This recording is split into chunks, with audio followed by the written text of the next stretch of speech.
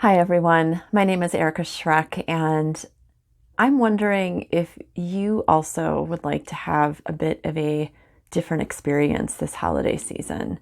No matter what holidays you acknowledge and practice, we all seem to sometimes get into that pace that is more hurried, that's fuller, that's honestly freaking exhausting sometimes. And over these last several years, and not just because of COVID, but that does have a role in all of this, I have cherished and I have reveled in bringing more sacred, bringing more reflection to this time of year, these end of the year holidays.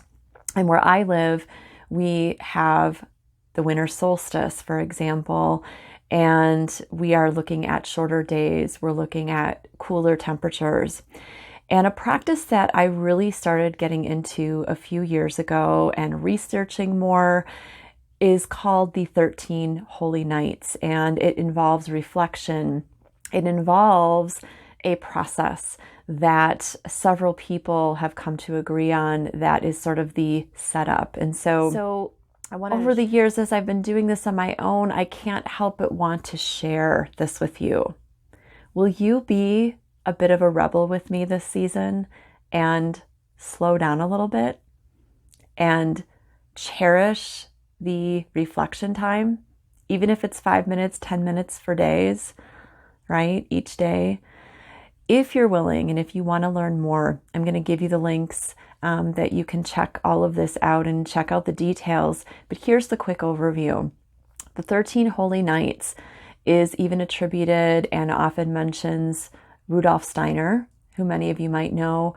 And so it is said that on the eve, on sunset of Christmas Eve, December 24th, into the next day, sunset, December 25th, that night you reflect, and I provide some guidance in what I'm giving you in being a guide in this beautiful and amazing process. And then you also co-create with me. But that first night we open to asking for messages and intuited kinds of experiences for the entire next year. So on the following night, so December 25th, sunset into the next day, the 26th sunset. So in that whole 24-hour period, you're staying open.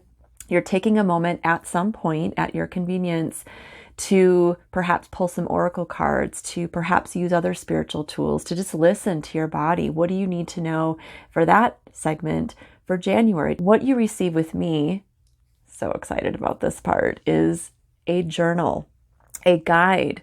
Because I have to tell you something. Over the years I've been doing this, I have notebooks and this and that. And what I kept feeling and knowing for my organized self that, gosh, wouldn't it be nice to have a format for this, to have actually a structured space?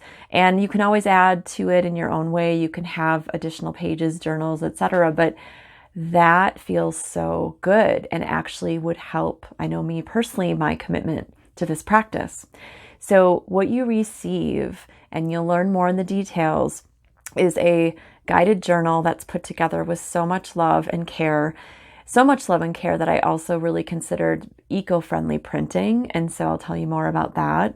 But there's that point, and plenty of room to write, and there's guidance, and I pull some cards for you as part of the process. And there's an opportunity to even have more of that if you like.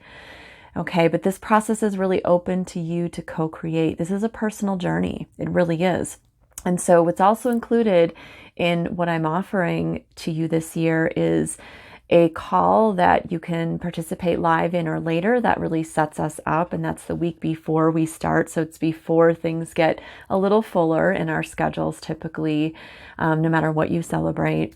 And then you will also have a similar call, participate live or later, after this process is done. So the first week of January or so to check in. And that's really a validating, wonderful thing.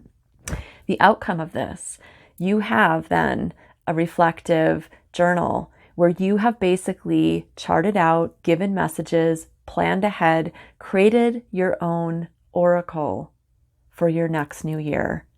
And let me tell you, it is magical, because within each 24-hour period where you're focusing on a month and first to start the overall year, I was kind of blown away by not only cards that I was pulling, and again, I'm happy to help you with that process and contribute, but even songs that got stuck in my head or dreams that I had. All of it is valid and all of it has a place in the journal pages. And then beyond that, in every month, you can actually then reflect on and look at. It's sort of, again, that overview and oracle for the coming month. And you get to check in. And so I also have provided space for you to reflect on what actually happens that month.